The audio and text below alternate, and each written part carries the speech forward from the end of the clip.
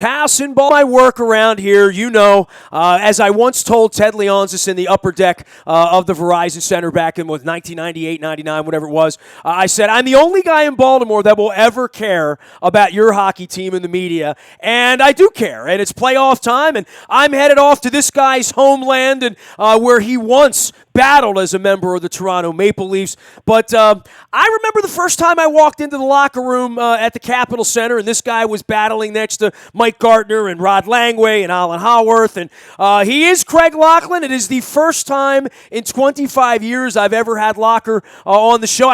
Dude, I feel like you're an old friend. I mean, I spend as much time with you as I do my wife in the winter, and I've had Ben and Adi on. Dude, I'm almost intimidated by you. About once a year, I have somebody on that I'm really a big fan of, and I could be an idiot, but like I am your biggest fan. I don't know, and I'm a pretty critical guy. My shirt even says so on the internet. But I think you do great work, dude, and you're as good as anyone I've ever heard who moved from being a player, and not even a star player, but just a player that loved the game, to becoming what I think's an institution. And the only thing you're missing is a Stanley Cup at this point, Locker, here in Washington. You know? Yeah, you were until you threw out the star part, Nestor. Come on, man. Yeah, come on, man. You were no, it's good. You were good. a gamer, man. You were the kind of guys the kind of guys we're going to win this cup with here over the next 8 weeks are going to be not as much because of the Ovechkins and the Hopis, but I think it's going to be the Winnicks and the Oshies. It's going to be the next level down, man. There's a lot of work to be done here, as you know, right? Well, Nestor, you're a hockey guy. I know. I listen to your show. I talked to Joe B about you. I was always wondering why I wasn't on, but yeah, this is the best. It's not because I don't like you. It's because I like you too much. No, I leave you alone. You're coaching hockey kids, and I've seen what a fine daughter you've raised there, a hockey daughter, and I've just left you. I don't know why. I ran into you in the Midway airport, and I haven't seen you face to face in 15 years. I bet. I know, it's amazing. Time just flies by, but no, this is special. I agree with you about the unsung players like the Winnicks and maybe the Beagles, and I think the third line for the Caps has a chance to really make an impression on the Stanley Cup run. And these are the guys, usually the top two lines sort of nullify themselves, and then it's the third and fourth lines can be the difference. We remember, as I'm sure you well remember, being a big Caps fan and a hockey fan, is the John Druce era when he ramped it up in the playoffs, and it was a legend with all the goals he scored, especially in the Rangers series. There's nobody that walks up to him, right, in Canada that doesn't say, I remember that April, right? I mean, literally what he did is people talk. It's like Mark Fidrich in baseball. Just something people talk about forever, right? Yeah, and you don't even know what's going to happen as a player. And if you ask Drucer, and I've seen John recently, and yeah, he says that was his best part of his career, that playoff run that the Caps had, and his knack for scoring. But it comes around, it seems to be every April, May, and June when the playoffs start, that throughout the NHL you're seeing the rise of these guys that maybe we don't talk about a whole lot during the regular season because we're focused on the stars, the Ovechkins, the Backstroms, as you mentioned. But now, this is the time of year where you can make your mark. Whether it could be, even though TJ Oshie's a star, he could play a huge factor in this series. I just looking forward to the Toronto matchup. I love playoffs. I mean, we've got through the rigors of 82 games. We've got 50-plus wins. Now the Caps are ready to take that next step. And this year, more than ever, Nestor, I feel so confident. And if you would have asked me last April, I would have said, yes, I'm confident, but there was always something but. There is no buts this year with this hockey team. This is the team that has to go to the Stanley Cup final, and then hopefully all the things align and the luck goes their way and the planets align and they end up winning the Stanley Cup. They definitely have the right route to the Cup. Playing Toronto, playing the winner of Columbus, Pittsburgh, playing either Montreal, Boston, Ottawa, those type of teams to get to the final should be the easiest road in the National Hockey League when you really break it down. And I say that because I think Columbus and Pittsburgh are just going to smash heads, and that whoever comes out of that series is going to be dead tired for the Caps when hopefully this is a 4 or 5 game series, and that's it for the Caps in Toronto. Craig Lachlan joining us here. Of course, Lachlan 18. It is his a maiden voyage, virgin appearance here on my program. And I got a million directions. I could have so much fun with you about growing a playoff beard and talking old-time hockey and, all the years and Trotzy and my relationship with him through all of these years. And, but for this year, and, there's so much pressure, I think, in it because there's none of us who've watched this from your era back when it was Christian and Gardner and Duchesne and those guys against the Kerrs and the Props and the Game 7 against the Islanders and the uniform changes and Carey and Ole Kolzig and all of that stuff. But this is the one year where there were many years we were like, God, I hope the goaltending's good enough. God, I hope the defense is good enough. Geez, they're not healthy, or somebody's down on the second line, or how are they going to hold up? I'm a little worried about the coaching.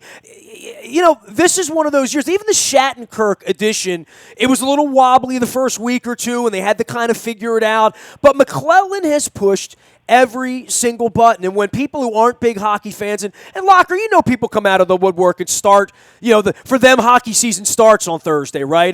And they'll start watching you and sort of get into the drama of it, get into the storyline, and, what becomes a literal, sports soap opera over the next 2 months for whatever teams advance. And they say, how did the team get this good? Like, I knew the Russian kid was good. I heard about him 12 years ago, but how did they get this good? I've been hearing about number 8 forever. He's never won anything. Why this year? Why here? Why now? And I say it's because if you can imagine in any offseason, every button, look at the Cowboys last year, drafting Ezekiel Elliott, drafting Dak Prescott, everybody stays healthy, the offense.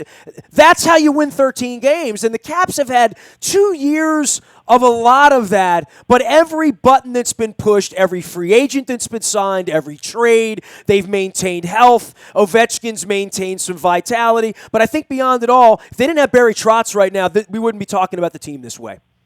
Yeah, Barry Trotz is a huge factor in this Stanley Cup run and the evolution of the Washington Capitals. They have put together great 100-point seasons, but they've never had the guy maybe behind the bench till, to be honest with you, I always admired the work of Brian Murray, probably because I played for him, but he was one of those coaches that you'd want to play for. He was a player's coach, and I think with Barry Trotz, he's a guy that you're going to go through a wall for. And I think this year, you mentioned the lack of injuries. There's no ifs, ands, or buts. The goaltending is solid. They have the deepest set of defense they've ever had, and right now the most in the NHL, the best group of defensemen in the NHL. They have forward lines that all four can contribute. There are no nagging injuries. They lost only 40-some man games this season. They've been healthy. So you look at all these things, but the biggest thing that I see watching this team over the years, I've never seen the team come into this point of the season, start saying the right things, how they're preparing, how they want to get better, how they want to work on their skills each and every day, how that they want to reach the ultimate goal, which is winning a Stanley Cup. And they've said the right things, but they followed up by doing the right things. Barry Trotz always says, we got to play the right way. Well, this is a team that there's no one out of order, and that's the first thing you've got to see when you see a great team. And Brian McClellan has to be applauded. Look at the trades that he made. Eller, huge factor filling that third spot in the middle. Daniel Winnick, who was sort of left to the side of the road, they got him just about for nothing, has been a huge factor, having a career year when it comes to goals. He's a big, imposing body, could be a big factor against his former team with the Leafs to start the playoffs. By the way, if you give me money on this series on Winnick, I'm taking the over. I mean, if Vegas would give me a number on that, I would, I think Winnick's going to be the star this week. And he's never scored in the playoffs, which is amazing to me because this is built for his style, and I think because he can skate so well, this series could be where we see the coming out of a Daniel Winnick. He's going to be an important piece of the puzzle. Being a former Leaf also, he's going to have some things in his mind that he wants to really go out there and have a great series. I just think this team, there's a lot of pessimism still, which I don't understand. I think people should be optimistic about this team, and I know we hear about it. year after year, Nestor. Oh, it's Why the same not old be cast, the optimistic? same old What cast. I know, but I can't sit around and dwell on on 1987 and Pat LaFontaine. I can't do it anymore, Locker. Right. We got to be optimistic. This is a new era. It's like Barry Trotz says the right things. We're here to make history. We are not the history. And people got to get that out of their minds. They've got to look at this team and say, wow, what a season, number one. Number two, I'm going to get behind this club. I want to see a Stanley Cup here in the DMV, and let's do it this year. And they've got it, Nestor. You're a longtime hockey guy. You know this team should be ready, are the best team in the NHL, and can they get over the hurdle, as we have seen in the past, Nestor, of the bumps and hurdles you sometimes have to jump over in the playoffs? Are there going to be hiccups? Yes, there's going to be hiccups. You might go down 2-1 in a series, but I have to be optimistic that this is a different mentality. This is a team that's destined to win, that has destiny to win the Stanley Cup. He is Greg Laughlin. He's trying to talk me into positivity, but I'm the most positive guy in the room. I mean, I'm wearing my courage hat. I'm all redded up here, and I believe. I'm not growing a beard, Locker. My beard's weird. I'm not going to lie to you. When my wife got cancer the first time, I refused to shave till she came home from the hospital, and she was in the hospital 47 days, and I mean, one of the great joys was having her home with the cat and being safe. But I tell you what, man, getting the razor out really mattered around then. And I'm thinking like Ovechkin's going to look like a silver garden gnome before it's. Yeah, you would, Nestor. I would grow a beard, but I'd only grow it if Joe B did, and Joe B won't grow one.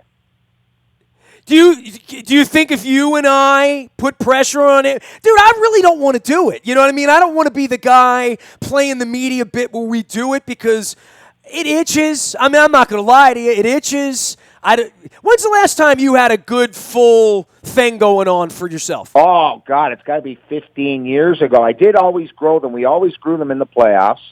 I always had a big red beard.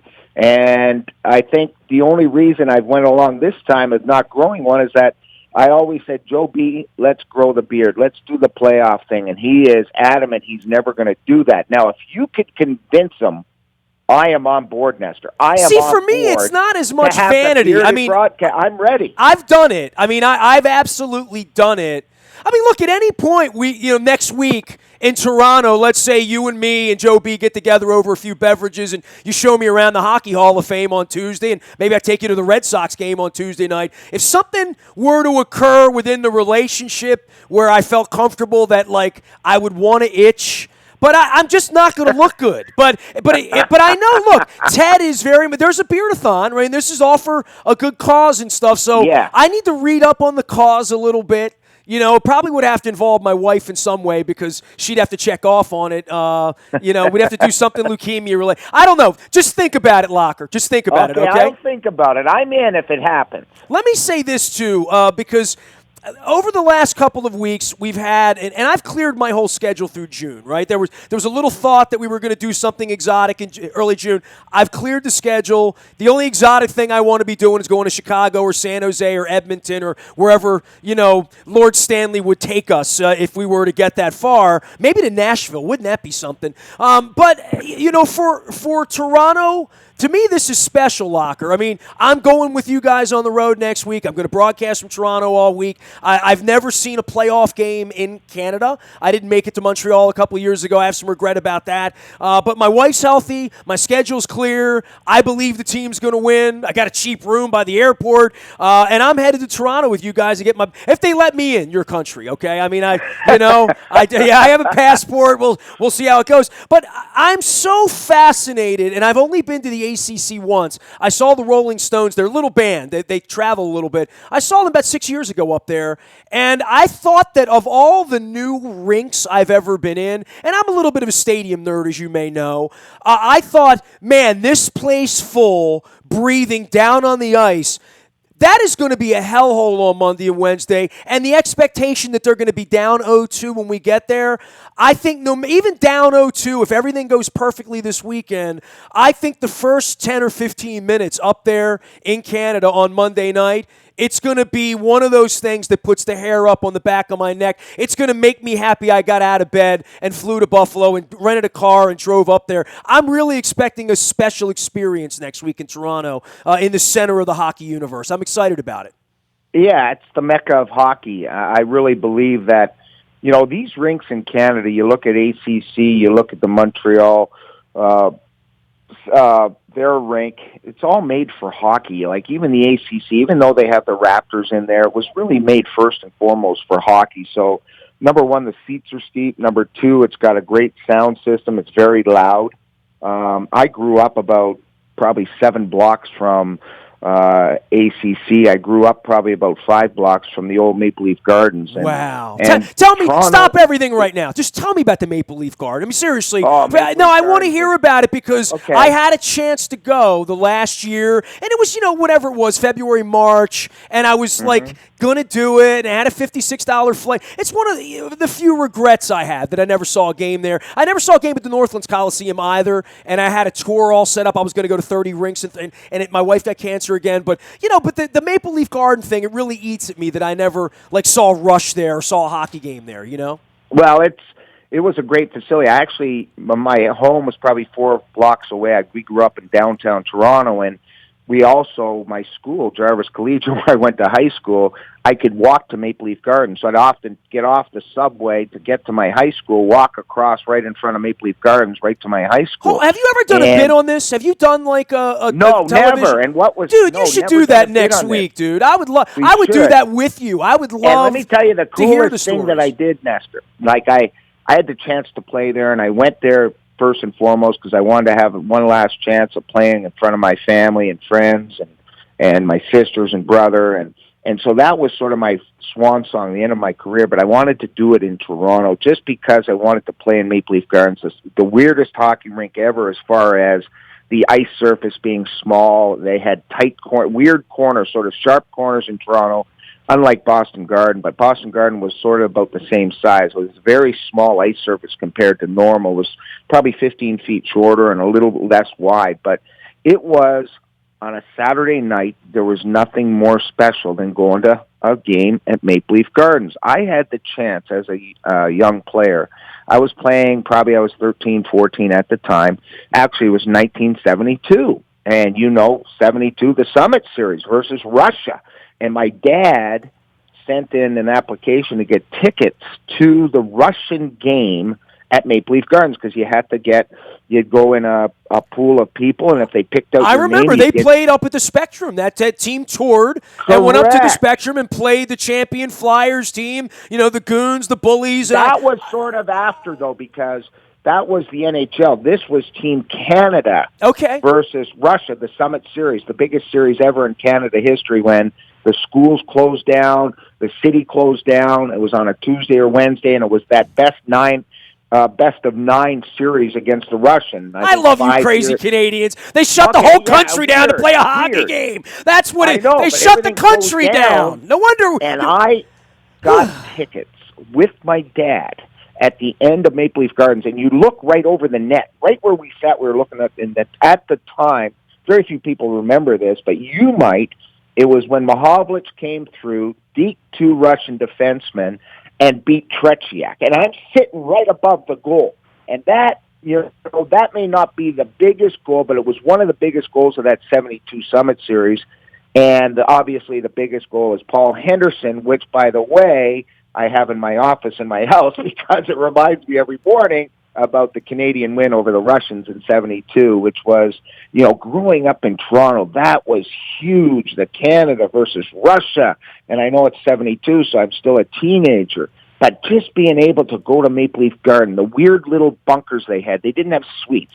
They had 4 bunkers at each end, one where Harold Ballard, the owner, sat in, and you wouldn't see him because it was always dark in there. And it wasn't this big suite with TVs and fridges and food and everything. It had sweat and blood and tobacco stains on the walls, I'm sure. Correct, and the hallways were slanted. You'd walk down into the hallways, into the lower reaches of the gardens, and it was just, it's the mecca of hockey. You'd walk out from your seats to look at the rink, and it was, oh my God, this is hockey. And it was. It was built for hockey. And to me, the ACC is very similar in that it's built. I know the Raptors are there, but don't let them fool you. I firmly believe it was made for hockey first in mind because it's just fantastic. That roar, that crowd on Tuesday, it's going to be an event, or on Monday, it's going to be an event at ACC. You are going to absolutely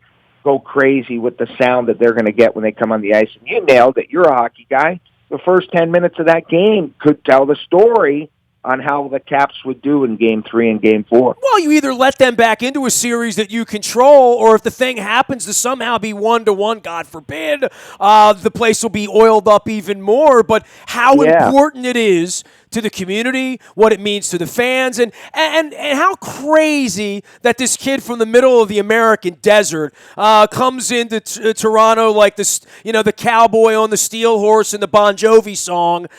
He almost brought the NFL out of Toronto as I soiree into that. But, what they have there, this is the first game in Toronto that matters in the era where the highest paid coach, the best coach, the kid who's expected to be the next Gretzky, the next Lemieux, the next Sid the Kid, all of that stuff is going to be playing.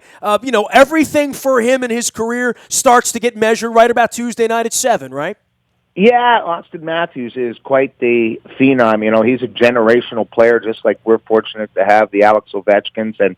But remember, the Caps are going to win this series, no doubt in my mind. There's absolutely 0% chance in my mind that the Leafs will ever beat the Caps, just due to a lot of factors. But it's Austin Matthews, yes. He's the first guy to score 40 at, I think, below 20 since Alex did it back in 04-05. He's a guy that can really burn you with his shot.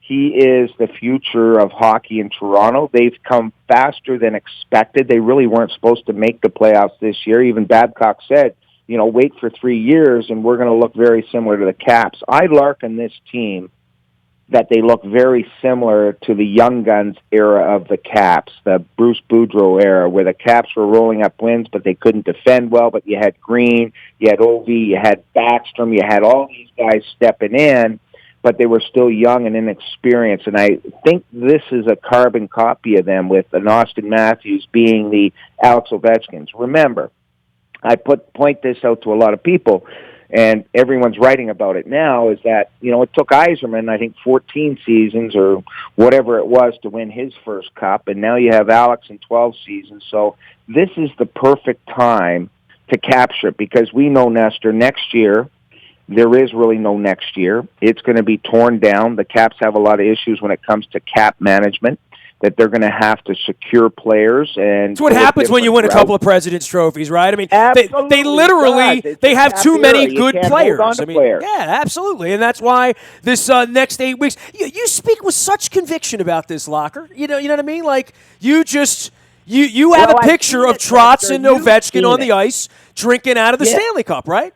Yeah, you've seen it, and we've all seen it, and I speak with conviction because I honestly believe this year. Last year, if you would have talked to me, you would have said, okay, what are some of the areas that you have to be concerned about? Well, we've got to be concerned about the third line. Maybe it doesn't match up well against the Penguins. Maybe Holtby hasn't been as sharp as Matt Murray, who I thought he would have dominated last year, and Matt Murray stands on his head and they beat the Caps. This year, I have absolutely unequivocally nothing that I can be concerned about. The only way the Caps will lose, the only way they can lose, is if they shoot themselves in the foot themselves. And it will be all on them for doing something dumb, for taking too many penalties, for doing all these things. But we know that they're not going to. They have been so schooled this year by the coach, by the media, by themselves, most importantly. It's what is in that locker room, and that is sacred right now. And I really believe, to a man, they have the ultimate goal in mind, but this is a team going shift by shift, and I've never seen that by the Caps. Years past, we would say, well, what's it going to be like winning the Stanley Cup? Well, there are no answers to that anymore. It's just, no, we're going to play one game at a time. We're going to have the we're going to take the bumps and bruises along the way, and we're going to reach our ultimate goal. And as soon as game one's over, I love Justin Williams. He says there is no carryover. There is no carryover to game two. It's just like there's no carryover from one shift to another. Their mentality is on point, Nestor. That's why I speak with conviction. This has got to be the year, number one.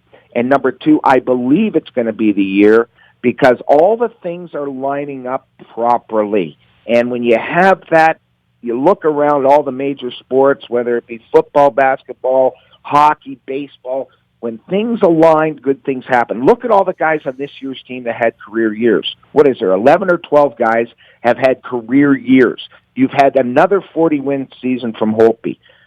Nestor, this is the year, and I hope we're able, and the Caps are able to bring the Stanley Cup here to the DMV. The California trip was tough. I mean, I did like you and Joe B running around with Wheel of Fortune and Pat Sajak. Hey, wait a second. I had a blast. What California trip? Right.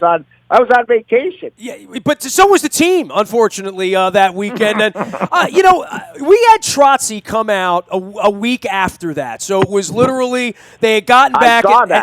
that, by the way. Yeah, and we did an hour and a half of just, old storytelling and skipjack stories. And I have a great story for you at the end of all this to show you how vested I am in this. And by the way, in honor of you, Locker, and your first visit here, I have taken my Stanley Cup. The Stanley Cup visited me in the studio in 1998, right before the Caps lost to the Red Wings. Remember they had the blue puck and the red puck on Fox? They had the cup, and they were bringing it around, and Channel 45 had the cup for the day, and they brought it to my studio, and I interviewed the cup for an hour and a half. I kissed the cup, and I had dinner with the cup over a pizza.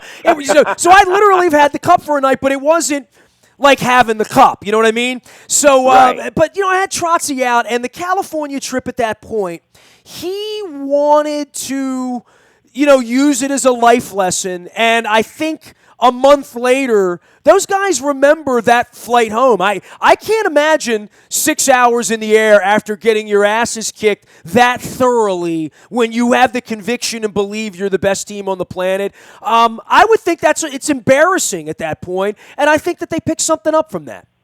Yeah, it was the best thing that could have happened to them. I had talked to Trotz about that shortly after the trip, and he said, this is good. This will be good. This is not a negative. This is to reset the team. They were cheating.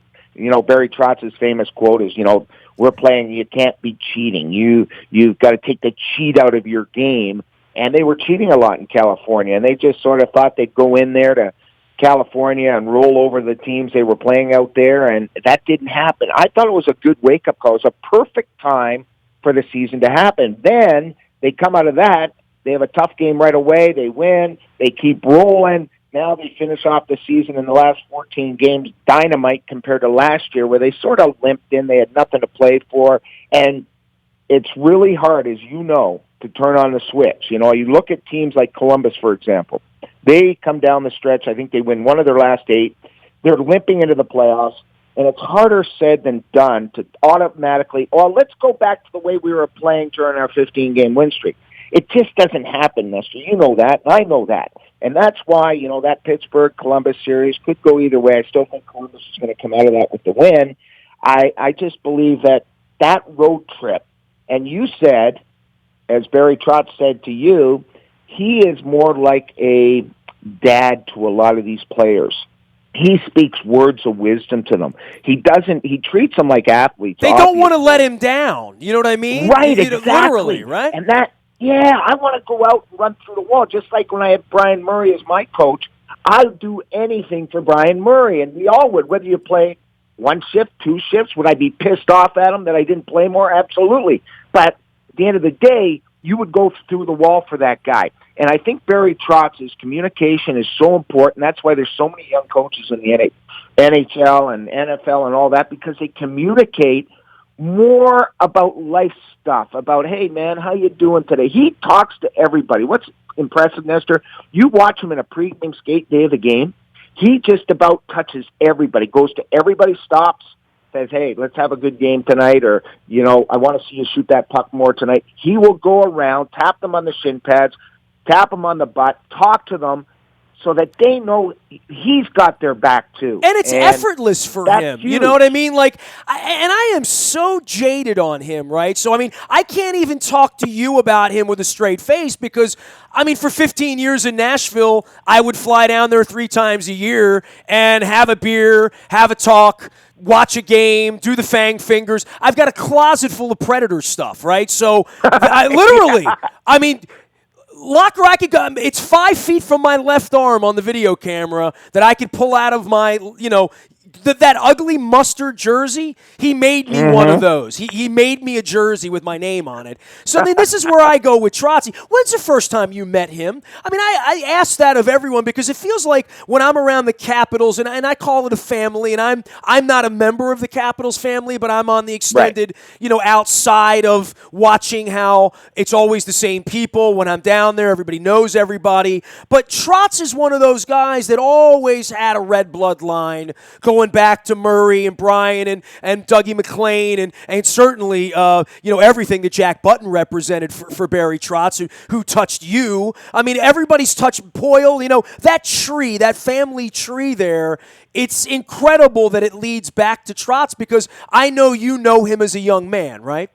Yeah, well, it happened. It was weird that we harkened back. Number one, I used to go to a lot of the skipjack games when he was a coach when I was still doing this gig, but also the fact that when he broke into the camp in '82, he was in my first training camp here with Washington. Right, you played together. When he was in Hershey, we had training camp with Hershey our first year, and that was the first game or first time that we had seen, like Scott Stevens came in, and he was the first pick and first draft pick. Carpenter was there, right?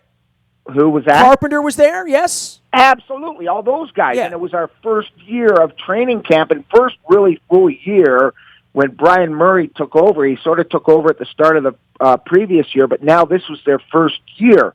And then we were traded from Montreal early September, and then we immediately flew here and then went to Hershey. Now, Barry Trotz was a D-man in our camp because I know all our D-men, and we had scrimmaged against each other. And he will tell you a story, and I'm not going to tell you the story because you're buddies of him. You just say, Barry, Locker said, tell him the Rod Langway story. And he will lay into it because it's the funniest story ever. The Rod Langway story. I won't forget that. That's an easy one to remember, Trying to hang out with Rod Langway. Look out. And it was the end of camp, and we were separated. He was actually sent back to juniors that spring in '82, and that's also the year that Jack Button and Brian Murray said, during that time, said, look at Barry, it might be better for you and your future to maybe get into coaching because there's really not going to be a chance for you to play in the NHL. So why don't you come and start your coaching career and all this stuff. And that's sort of the evolution of Barry through the years. And now when we used to go to Nashville all the time, I mean, he would just spend time with me and Joe and the media. And I always had we always admired his work. And obviously I was I had a fond feelings for David Poyle because he's the one that really he was your sponsor, right? That trade. Yeah. And so all along, you know how hockey is. There's always a lineage. It's amazing to me that there's lineage along the way that you think back and say, yeah, I remember him. Yeah, he was part of this. Yeah, he comes off this side of my family or this side of my hockey career. And Barry Trotz is the same. And I do remember playing with him and against him during our first training camp in Hershey. First game I ever covered was the day after Pelle Lindbergh died, and you guys played the Flyers.